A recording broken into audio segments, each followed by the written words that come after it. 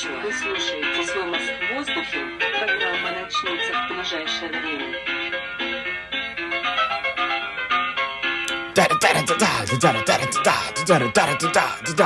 Good afternoon, everyone. Welcome back to Your Brain on Air. I'm your host, Ollie Vogt Larson. And Seinfeld was one of my favorites as a child. Listen, it's shows like that, Frasier, all those classics your mom leaves on when you're growing up. Seinfeld, it was a funny show. I felt heard. I felt understood by characters like George. I, too, regularly tell people I am an architect when I'm not. And Twix, I agree, is the only candy bar with that cookie crunch. But Seinfeld, Jerry himself, I grew up with the B-movie. I grew up with classics like that. I grew up with him just as this kind of central figure in my life. And you know what? Everybody did. Everybody understands him. Ladies and gentlemen, Jerry himself, he got approached by a few fellas on the street and had a lovely, timely, honestly, exchange about matters that are really close to heart in many people's eyes these days. Let's hear it. Can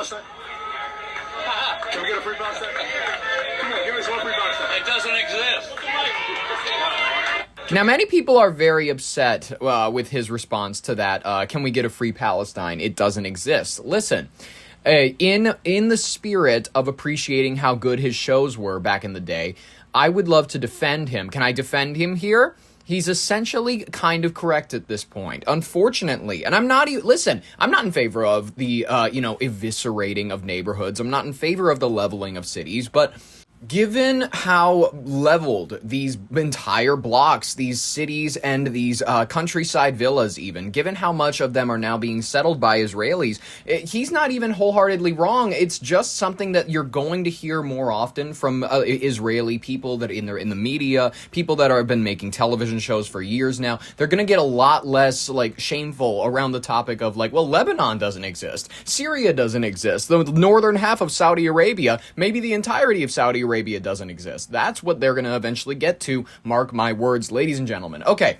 the first story, Vance Boelter pleads guilty in Minnesota lawmaker shootings. Listen, this gives me any excuse to reminisce about this time in my life. It's 2025. It was a beautiful year for me. I was enjoying my time in the cities. I was with a crew and we were renting out an Airbnb. And that night I'd ordered Raising Cane's. I didn't want to order enough for everyone else, so and this includes my fiance who was staying with me. And listen, it's not my fault that DoorDash has exorbitant rates, especially when you're getting more than one meal delivered to you in Minneapolis. I just so happened to be a few neighborhoods away from where these shootings were happening. I didn't hear any gunshots that night. I don't know. He could have been my DoorDasher for all I know. But I will say this: the Raising Cane's was solid. I got is it the 5-piece or the 3-piece? I got the one that was 4 or 5 pieces. I don't remember exactly what their sizing system is down there. I haven't gotten Raising Cane's since this night. Not particularly because I associate them with this, traumatic experience. It wasn't remotely traumatic for me. I'm sure that it was more traumatic for the people who've lost members of their family, but that's just an assumption on my part. Okay. In a Minneapolis federal courtroom yesterday, the man responsible for this wave of crime that we saw pleaded guilty to a slate of several federal charges. 58-year-old Vance Boelter, he's doing a lot. You gotta give him this. He's doing a lot for some guy his age. He entered a guilty plea to 6 counts, including murder, stalking, and firearms charges, stemming from the coordinated series of attacks that stunned the nation. By altering his plea, Boelter successfully avoided the potential federal death penalty. He agreed instead to the maximum possible prison term allowed under law, 2 consecutive life sentences without the possibility of parole, plus an additional 40 years. I mean, we really just want to make sure, just in case once he's reincarnated, they're going to find him as a baby and throw that baby in jail. Okay. The hearing forced grieving family members and survivors to confront the horrific details of the June 14th, 2025 attacks. Court documents revealed that Boelter engaged in months of malicious and meticulous planning, utilizing People Finder websites to track down the private residence of prominent Democratic farmer labor lawmakers. Disguising himself with a tactical uniform and realistic full-head mask, Boelter drove a counterfeit police SUV with flashing emergency lights to the legislators' homes to deceive them into opening their doors. In a moment that caused audible gasps and weeping in the gallery, Boelter answered a simple, direct yes when his defense attorney asked if he had pressed a gun to the head of former Minnesota House Speaker Melissa Hortman and fired. Interesting. Okay, the federal rampage began in Champlin, where Boelter ambushed and critically wounded State Senator John Hoffman and his wife, Yvette, leaving both with permanent life-altering physical injuries. Roughly 90 minutes later, the gunman arrived at the Brooklyn Park home of Speaker Hoffman, executing both her and her husband, Mark, and gravely injuring the family's dog. Interestingly enough, the dog survived. The unprecedented assault triggered the largest, most intensive manhunt in Minnesota history. That shows you how little actually happens here, involving hundreds of local, state, and federal agents who successfully captured Boelter 43 hours later near his rural home in Green Isle. While federal plea guarantees the unrepentant gunman will never see freedom again, Boelter still faces separate severe state-level charges of first-degree premeditated murder and attempted murder. Interesting. Let's hear a little bit about this from WCCO. Breaking news right now in Minneapolis, where 2 hours ago in court, Vance Boelter changed his plea to guilty. This is for the murders of former House Speaker Melissa Hortman and her husband Mark, the shooting of Senator John Hoffman, his wife Yvette, and the attempted shooting of their daughter Hope. WCCO's Frankie Mellister is at the federal courthouse in Minneapolis, where it all went down moments ago. Good afternoon, Frankie. Yeah, good afternoon, Reg. That new agreement, which the court accepted, said that Boelter agrees to face 2 life terms in prison, followed by another 40 years. Also, both of the parties agreed that he will not be facing the death penalty as well. Now, I'll tell you, it was an emotional time here in the courthouse as we approached the 1-year mark. Boelter appeared in the room in shackles. DFL Senator John Hoffman and his wife were there as the room was completely jam-packed, in addition to an appearance by the Hortman children. Loud sobs could be heard once their parents' murders were discussed. The new agreement deems Boelter's crimes to be more severe due to the targeting of government officials, impersonating a police officer, and more. He pleaded guilty to 6 federal charges, and the U.S. Attorney for Minnesota spoke about those guilty pleas just moments ago. Interesting. Political violence is a scourge. Daniel Rosen, U.S. Attorney for Minnesota. Beautiful kippa above his head. He is about to give you the brief. Plaguing America in our times. The murders of Speaker of the House Melissa Hortman and Mark Hortman, shooting of Senator John Hoffman and Yvette Hoffman, and the attempted shooting of Hope Hoffman are among the worst political violence crimes that we have seen. Today, the United States achieved the admissions and the agreement necessary for the perpetrator of those crimes to spend the rest of his life in prison without possibility of release. Those that would commit political violence at any level should take heed. The Department of Justice will seek and obtain the longest prison terms available for your crimes. And we're told that sentencing date will be set within 10 days. The judge says that their goal is to complete his sentencing by the end of July. And as we know, Boelter still faces state charges too. Bridge. Frankie Mellister live in downtown Minneapolis. Thank you. I highly doubt they're going to pursue any sort of death penalty. Minnesota's a pretty soft state in general. We like to believe in rehabilitation for some reason, even though we don't provide very much in the way of it. All right, ladies and gentlemen, whatever you think about it, it's happening. It's going down. We can't fight it. You know what else is going down and we can't fight? And you know who his is? A great settlement with Iran is aiming for a weekend signing. Okay, in the diplomatic breakthrough at the White House today, this could be, on the horizon for this weekend, threatening to abruptly halt the three-month-old war in the Middle East. Speaking from the Oval Office, President Donald Trump announced that the United States has reached what he calls a great settlement to end the conflict with Iran. This is the 40th time I've heard something like this. The surprise announcement came just hours after the president threatened a massive military escalation, including taking control of Iran's infrastructure before dramatically calling off the scheduled airstrikes to give the high-level diplomatic deal a chance to finalize. The preliminary agreement, structured as a strong but conceptual memorandum of understanding, aims to completely reshape regional security. According to President Donald Trump, the core tenets of the deal ensure that Iran will permanently forego the development or purchase of a nuclear weapon in exchange for compliance and a strict lockout on uranium enrichment. The United States has agreed to immediately lift its devastating naval blockade on Iranian ports, a move that the president predicts will cause global oil prices to drop like a rock. Oh my God. To stabilize panicking global financial markets, the White House is aggressively also pushing for a high-profile signing ceremony in Europe. As early as this weekend, a cloud of uncertainty still hangs out over the timeline. Independent U.S. intelligence sources suggest a formal letter of intent is far more likely to be signed early next week, triggering a 60-day window for deeper negotiations. Furthermore, officials in Tehran have noticeably downplayed the immediacy of the announcement, with Iran's foreign military labeling reports of finalized time and place mere speculation, while the state authorities complete their review of the final draft of the text. Okay, so let's hear his exact words from the Oval Office. Look at him. He looks like he's gotten a full 6 hours. We just made a great settlement of the war with Iran, and we're going to be subject to finalization of documents. We should get done. Even for an 80-year-old, I know he says he doesn't drink. I know he says he's clean off the drugs or whatever. Then it just must be the stroke. I don't know what he's got going on to where he just sounds tired every single time I hear him now. Next few days, probably have a signing maybe in Europe, and most importantly, we have a deal that Iran will never have a nuclear weapon. The strait will officially open as soon as we sign, which could be soon, very soon. Very Maybe soon. over the weekend in Europe. I won't be able to be there, but JD will be there, Vice President, and some of the people. Steve All right. Woodcock did a great job.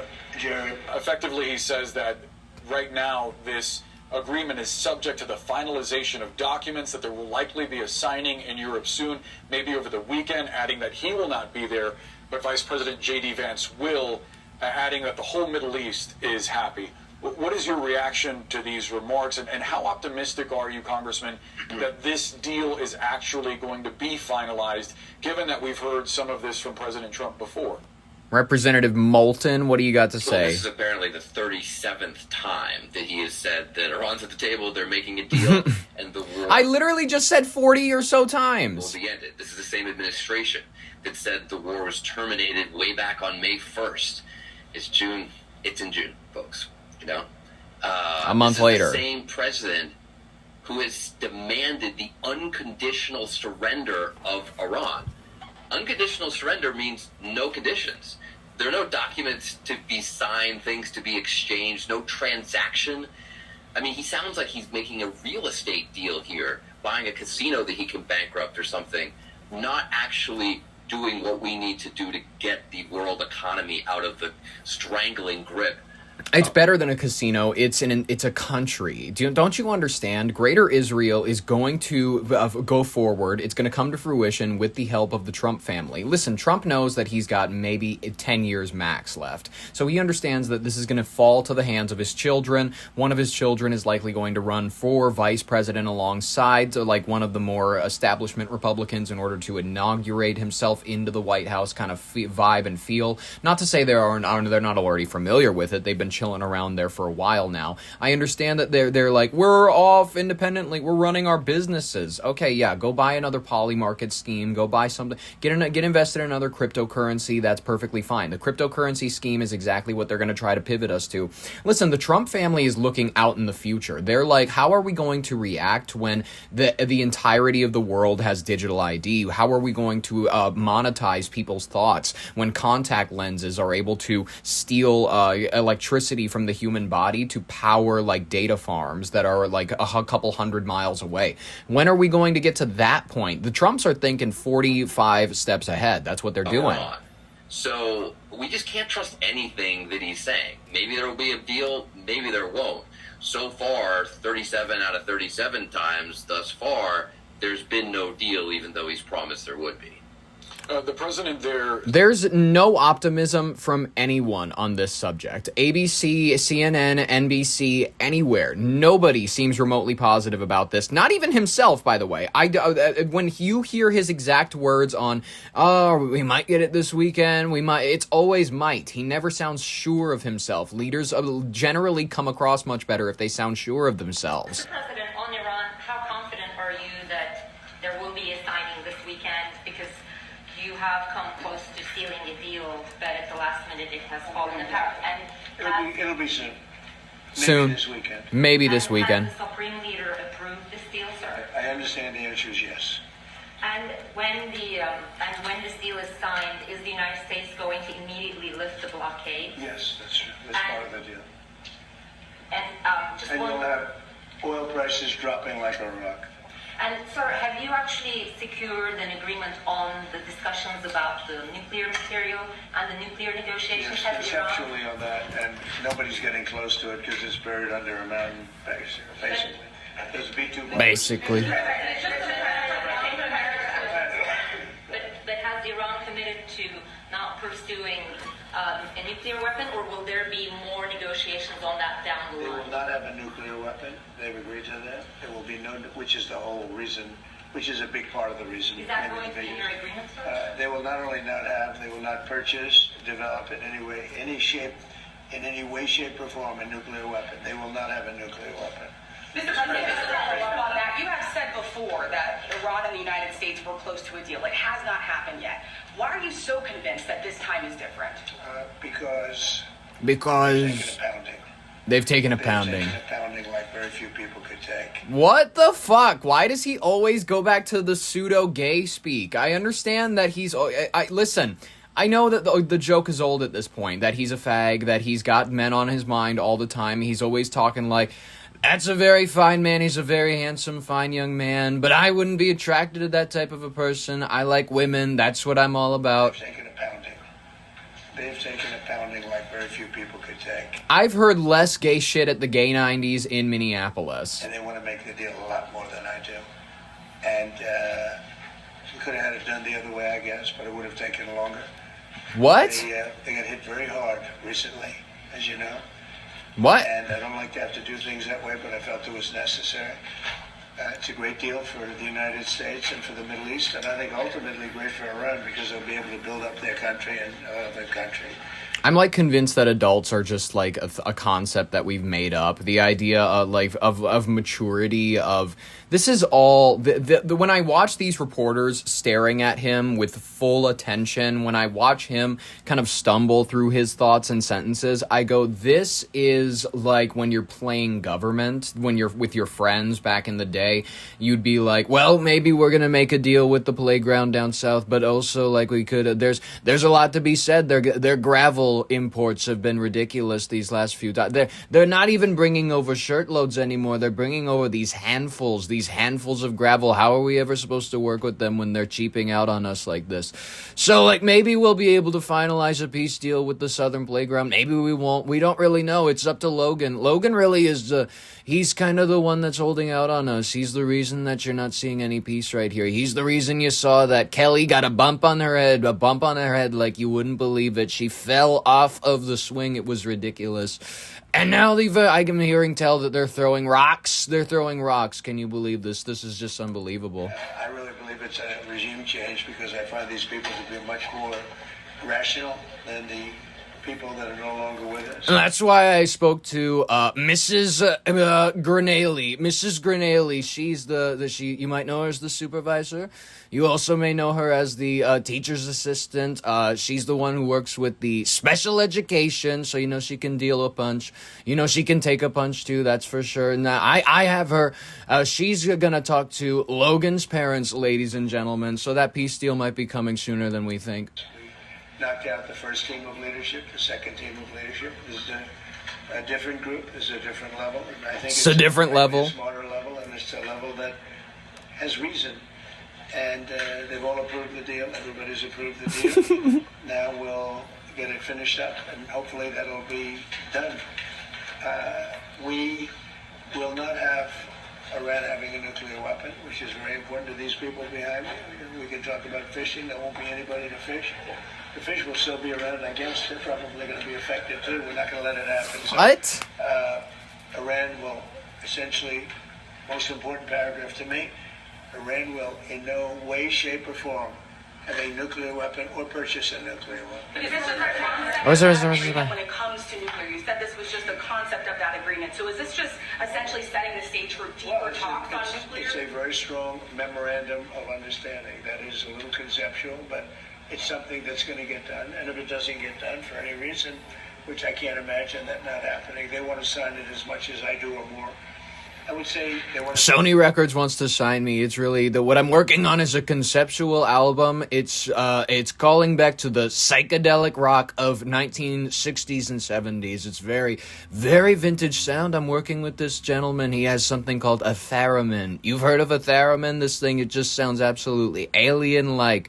Speaking of aliens, we've got quite a few of those in this country. If you haven't heard about that, maybe a lot more, but it's a very detailed memorandum of understanding, also agreed to by many other countries that have great influence over them, and everybody wants it done. So it's going to get done. I'm working with Bruno Mars. All right, ladies and gentlemen, I love it.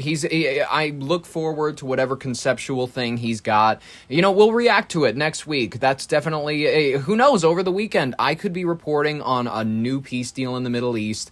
I could be dealing out some news that there's a situation where all the women, they're able to throw off their coverings, they're able to go get haircuts, they're able to, leave the house without men's permission. Maybe he redefines the Middle East. Maybe he just makes it like Vegas.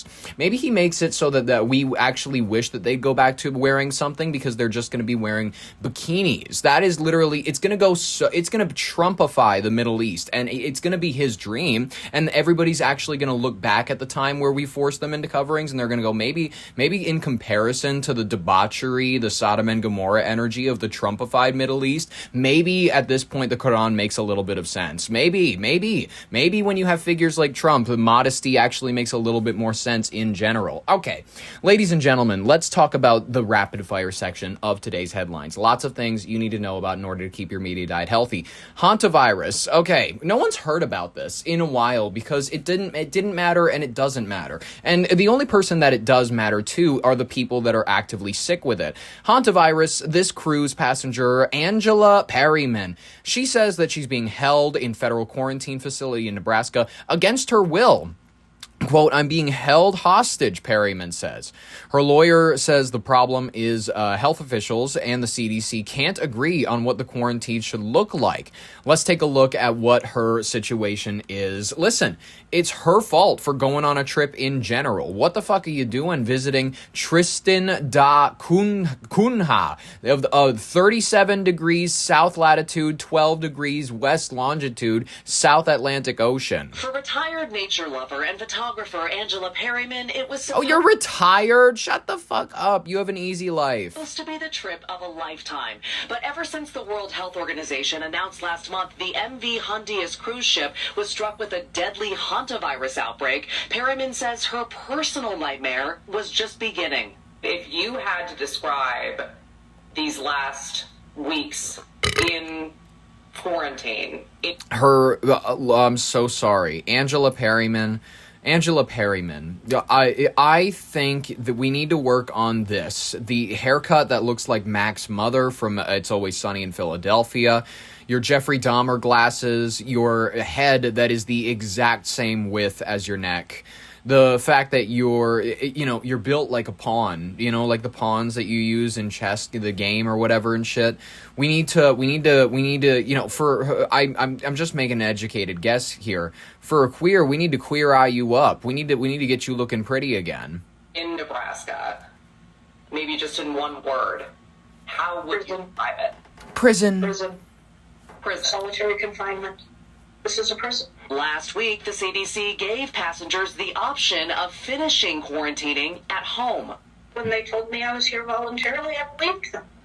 But Perryman, who has never tested positive or shown any symptoms, is stuck. Dumbasses, because they got a few more weeks before they start showing any symptoms, if that happens, all right? It's for everyone else's safety. Understand, all right? Miss Big Bone. Her home state of Florida is pushing back on CDC requirements that states place law enforcement or public health workers outside the homes of those in quarantine. Good. And check their temperature twice a day in person. Good. This letter from Florida's Surgeon General deeming those conditions not necessary.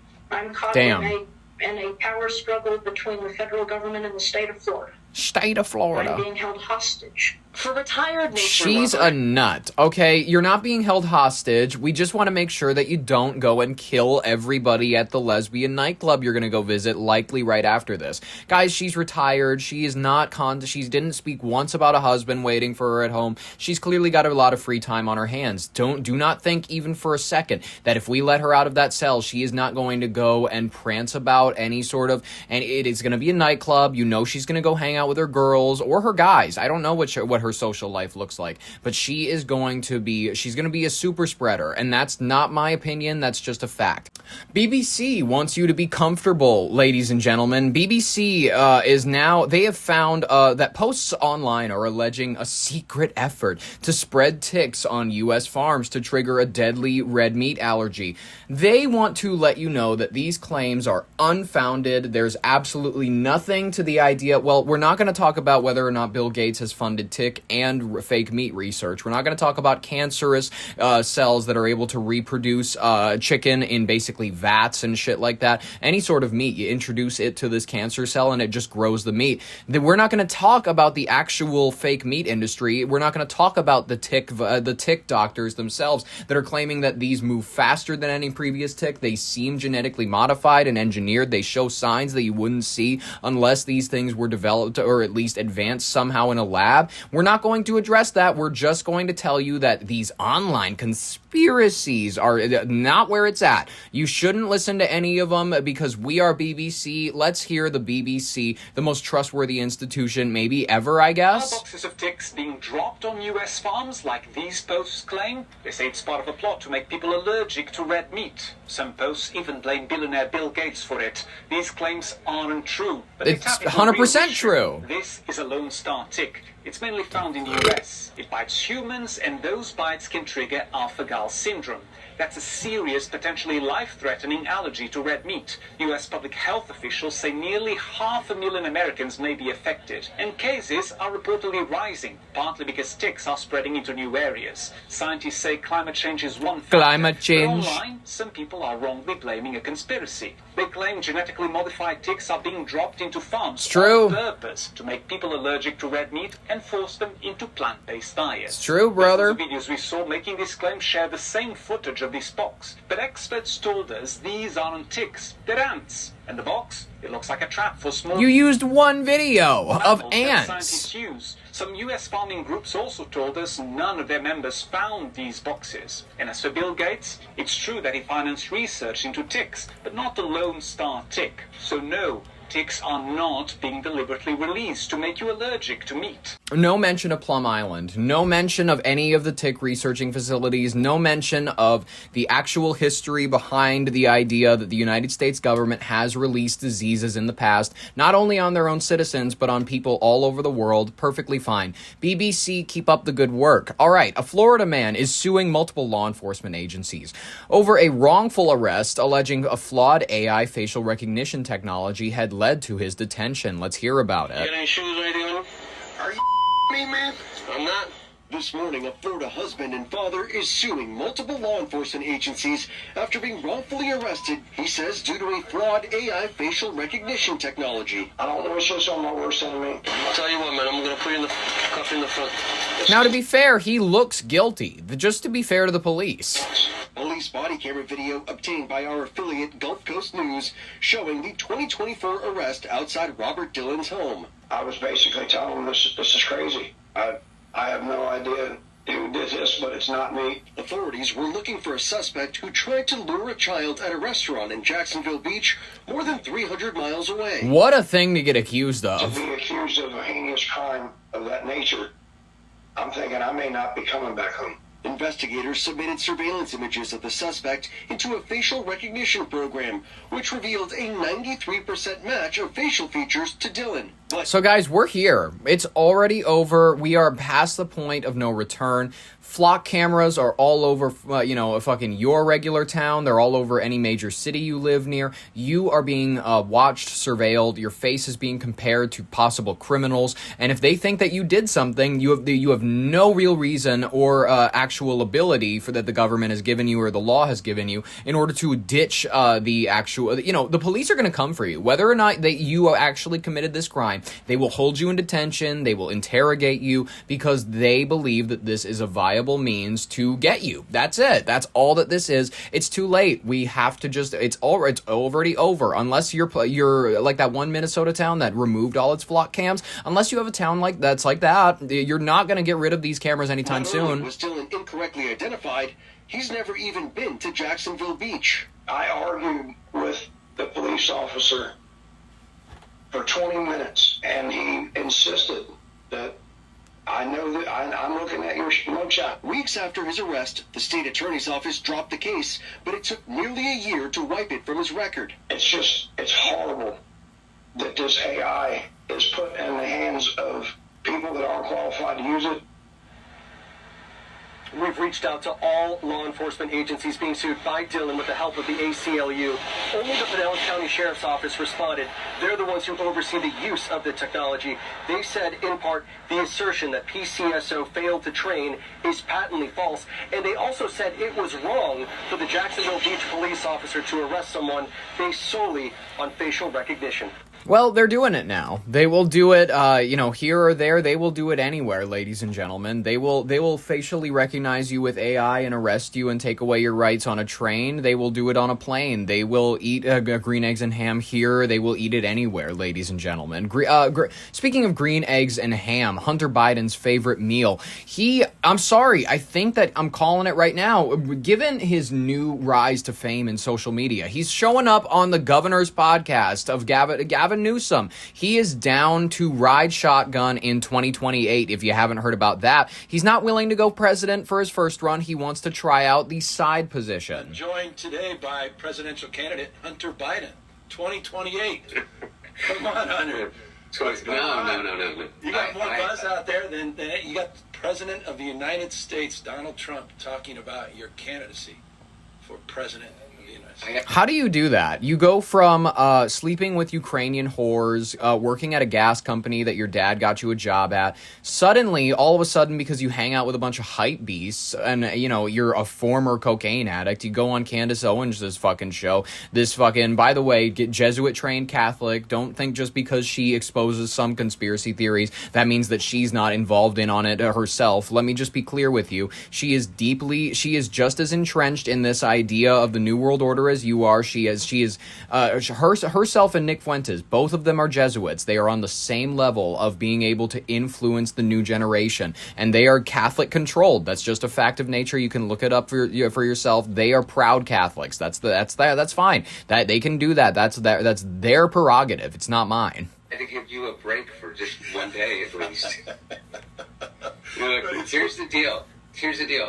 I'll run, but only as your VP, because the truth of the matter is the vice president's residence is a lot cooler. It's a lot easier job too. Yeah, I know. He's into that easy job. He likes something that has a slush fund. He likes something where you can press a gun to some whore's temple and you can, get her to cry and then immediately do something for you, because that's exactly what this guy was up to. That's, unfortunately, if you want to look into the Hunter Biden laptop situation, I'd recommend it. Most people will disregard you as a kook. Most people will go, you sound like a nut, whatever. Do your own research if you're so smart. The Pentagon is currently locked down due to a hazmat situation. I'm curious. Pentagon spokesman Sean Parnell tells CBS News the Pentagon systems detected an air quality issue. The shelter-in-place effect was then put in order. The Pentagon is currently locked down due to a hazmat situation. Now, Chief Pentagon spokesman Sean Parnell tells CBS News the Pentagon systems detected a, quote, air quality issue. 2 floors have been evacuated and a shelter-in-place order is in effect right now. I think they opened a nether portal or something like that, and then you know how the Upside Down in Stranger Things has those spores in the air and all that sort of junk. I think that's what started leaking into the Pentagon, because they're opening the portals, they're talking to the demons, and I think that it just kind of leaks out if you don't close the portal in a timely manner. I think that it kind of just affects the air. I don't know what to tell you. Alexandria Ocasio-Cortez, minx that she is, this absolute She, bartender that she might have been, a visionary for the country that she claims to be, she is broadening her political outreach on the campaign trail. And in Washington, allies and critics are watching for signs on whether or not she is positioning herself for a 2028 presidential run in the future. Whatever she plans to do, whatever she plans to use to define her legacy, all I know is that I think that I'm going to see her at a tiki bar in a few years from now. Is Alexandria Ocasio-Cortez running for president? Comments like this got people talking. Presidents come and go. Senate, House seats, elected officials come and go. But single-payer health care is forever. A living wage. She's like a low IQ person. It's the unfortunate fact about her. She thinks about things just about as much as Donald Trump does. She gets talking points. She gets letters of brief summaries of a lot of issues, and she gets a jar of water from some poor people town, and she goes, "This is the quality now that a data center is right next to it." I'm not saying her point is wrong. I'm saying that it's not her point. It was made by somebody else. She's sincere about that. But she's also serious about starting to strategize for what a political future beyond Congresswoman might take, whether that's for president in 2028 or for a New York Senate seat. What caught our attention are two things. Fine, one, lose. Her fall tour plans, where she'll be campaigning for candidates more frequently than we've seen so far in the primaries, as well as going even further beyond the standard Democratic areas. She'll be testing her own appeal on the road at the same time. Two, there are the moves she's been making back in D.C. to reach out beyond her Democratic Socialist and, for a long time, more antagonistic base. Now, 4 terms in, she's still a close ally to Bernie Sanders and the likeliest heir to his legacy. But she's gone from a freshman who joined a sit-in in Nancy Pelosi's office in a push for the Green New Deal to counseling newer colleagues to think about building bridges. What does it all mean? She says privately what she says publicly. She hasn't decided on what she'll pursue in 2028. But she has made one thing clear. If she runs, she doesn't want to just be a protest candidate. Her team tells me they see an opening with independents and even Republicans who may not agree with everything she says, but see her as authentic. Her critics, and even some supporters, worry that she hasn't done enough to build a national operation. They point to a moment at the Munich Security Conference in which she stumbled when asked about U.S. policy toward Taiwan. I think that this is such a, I think that this is of course a very long-standing oh my God. policy of the United States. As that video, even when Obama did these, let me catch my thought, he did these stutter, these mumfering and whatnot. He never took this long to come up with a sentence, as far as I know. Political circles say she watched the replays and read the comments, but she came away seeing the criticism as proof that she just has to do things her way and not get caught up in what others think she should say. Well, okay, she seems authentic. Listen, the reason I say that she seems authentic is I believe every word that she says she believes. I don't believe her. I don't believe that she's telling the truth. I believe she's telling you what she thinks to be the truth is. I believe her sincerity in that front, in that regard. I believe that she is really passionate about taxing the rich, except for when it comes to herself. I think that she's very passionate about creating a nice, livable, walkable neighborhood for herself. I think that she's concerned about a lot of things regarding herself. I don't know. Listen, I don't know that. And by the way, that extends to her social policy being, very easy, approvable. Let people live. Very kind of flower childy. It's very no pushing against anybody, but also if you critique me, it's just because you're not as good a person as I am. It's fine. She can have whatever perspective she wants. All right. Lame duck representative is what people are referring to her as now. Representative Jasmine Crockett of Texas. She is suggesting during her latest episode of her podcast that she would have stabbed track star Austin Metcalf as well after Carmelo Anthony was convicted on first-degree murder in a racially charged case. Here is a brief synopsis of what we got. Congresswoman Jasmine Crockett is under fire over stunning comments she made about one of the country's most high-profile murder cases. The lame duck Texas Democrat is facing backlash after defending murderer Carmelo Anthony and suggesting she would have reacted similarly, meaning stabbing another teen to death. Now, If it was a joke, that's kind of a funny one. I have to give her that. Anthony was convicted of first-degree murder this week after fatally stabbing 17-year-old Austin Metcalf. In her comments made on her podcast, it's worth noting the many factual inaccuracies that accompanied these bizarre remarks. She described the 6-foot, 200-pound star athlete victim as 300 pounds. She said he was on top of murderer Carmelo Anthony, who, by the way, is 5'11 and 162 pounds. She described the knife plunged into Metcalf's heart as, quote, small. Now, the comments quickly went viral, sparking a fierce debate online and fueling new criticism of the outspoken Congresswoman. Now, Anthony, who is now being held in isolation in a Texas prison, has filed an intent to appeal his conviction.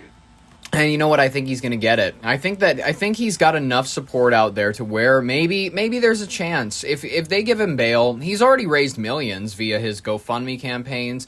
I'm not going to fall for the debate, though. I'm not going to fall for it. I'm not going to say what they want is major debates between people who are not racist and people who have been tricked into racism. People who are going, nah, he just acts this way because he's black and whatnot.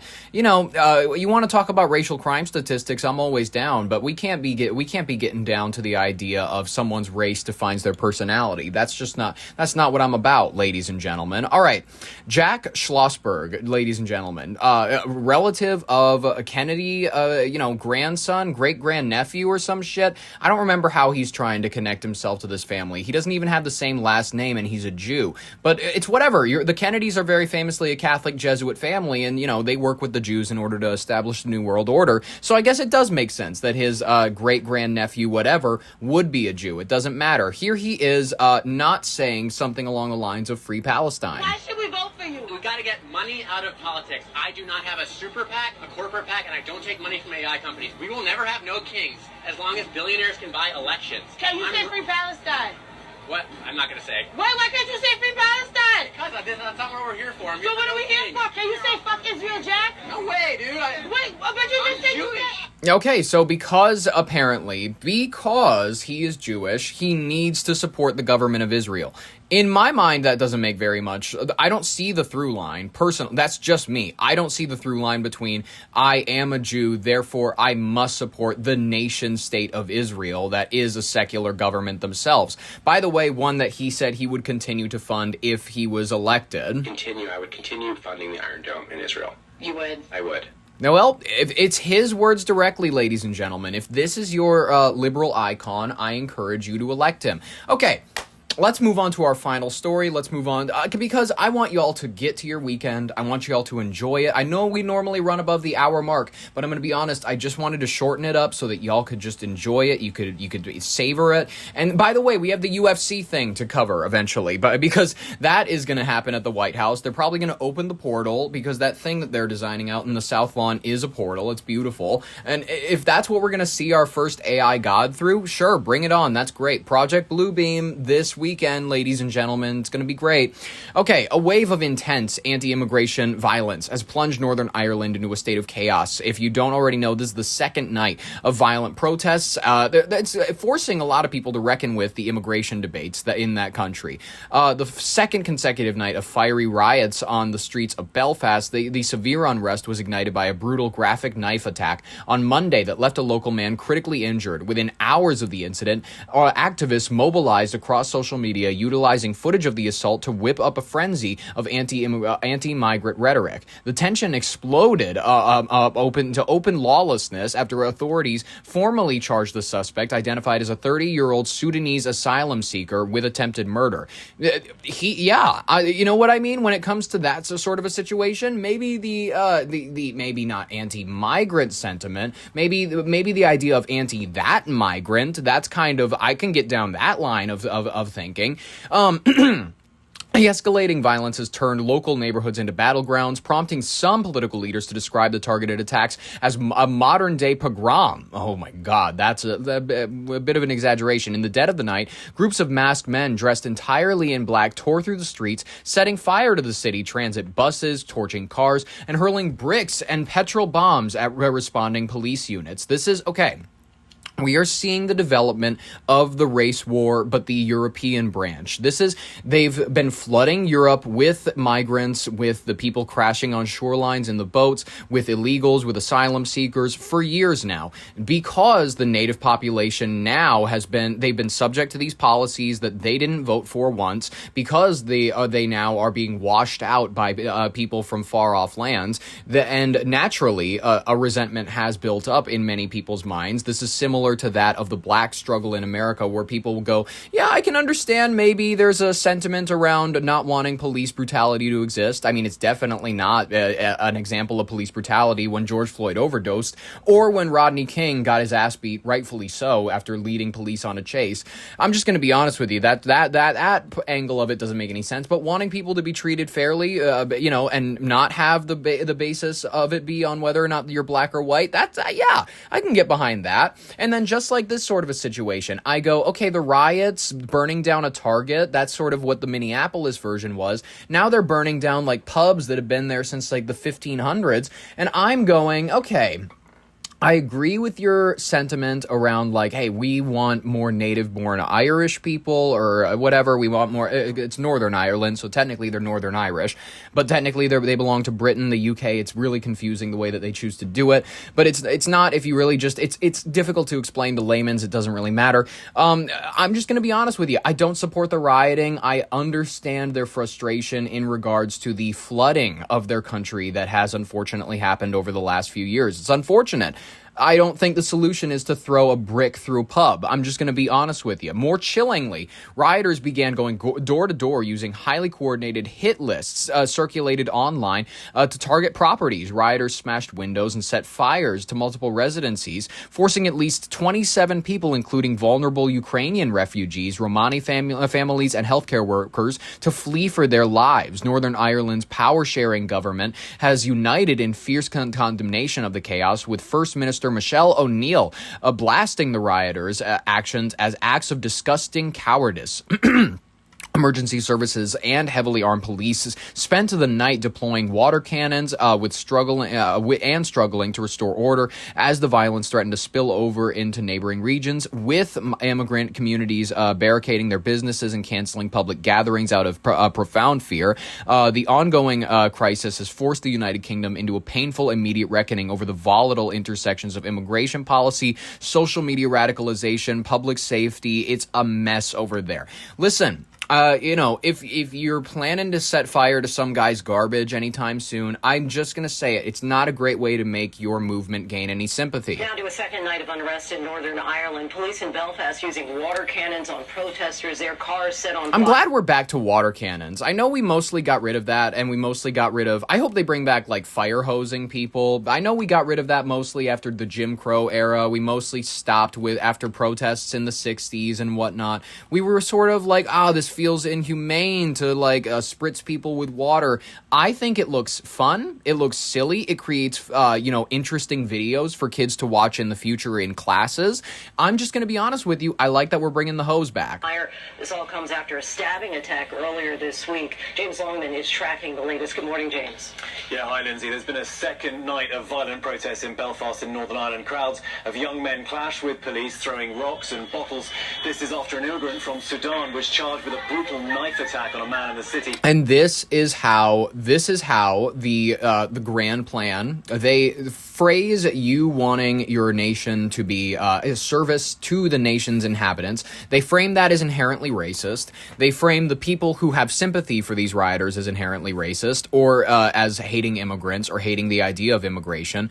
And it polarizes the debate, so that you either have to you have to support the idea of open migration, you have to support the idea of dissolving borders, getting universal ID out there, digitizing everything, making everything a one world government, or you have to be known as the old school traditionalist who actually hates everything, wants migrants to die, wants businesses to burn. This is how the media polarizes the debate. They do not allow for some decent individuals to go, well, yeah, I sympathize with the fact that Irish people don't want to walk down the streets at night and think that some Sudanese asylum seeker is going to stab them in the face or kill kill their daughter. Nobody wants that in the country they live in. And they feel ignored by the government that has allowed this sort of a thing to coalesce in their communities, take over their communities. They feel terrible about it. I understand that sympathy. They want the debate to be unpolar. They want this situation to be this or that. You're either a racist piece of shit who hates migrants and wants them to die, or you're with the one new world order. That is how they get you. You cannot fall for this false setup, this false pretense. You are allowed to have a multifaceted view of the situation. It is up, listen, it is up to you, though, to not fall for this. They want the violence. They want people to show up. They want people to start burning buildings because it makes the people who believe in that cause look like inherently violent. This is why people love Antifa. When Antifa goes out and kills somebody, when they're like, well, no, let's just blame the Charlie Kirk situation on a bunch of crazy left-wing people. People will always love when an assassination happens secretly because they know that it makes their cause look like they're telling the truth and their leader just got shot. That's what it is. Protesters have been trying to reach a hotel they believe was housing immigrants, and disturbingly earlier this week, some went door to door in a local street looking for foreigners and torching homes. Police responded last night with water cannon, although thankfully things were not as violent as the night before. And Elon Musk has been accused of trying to whip up violence by sharing lists on X of locations where protests could take place and retweeting a message from a far-right politician with the message, "Millions must go." The family of the man who lost his left eye in the attack have appealed for calm, and they say that while they were completely devastated by what happened to him, they reject violence as a response. Yes, violence is not a correct response. Good response from the family. Listen to the family in this situation. Before they're bought out by the mainstream media, please listen to them. All right, folks, I had a great time gathering these stories for you. I hope you had an even more wonderful time listening to them. We will be back at it again after this weekend, after the grand peace deal in the Middle East is announced. I will be there to report on it Monday. If you want to be there for it, subscribe, like if you liked it, ring the bell for notifications. In the meantime, I have been Ollie Vogt Larson with your brain on air. Thank you so very much for listening. I'll see you next week and in the next episode on Monday. Have a great rest of your weekend. I'll catch you in the next one, and bye-bye.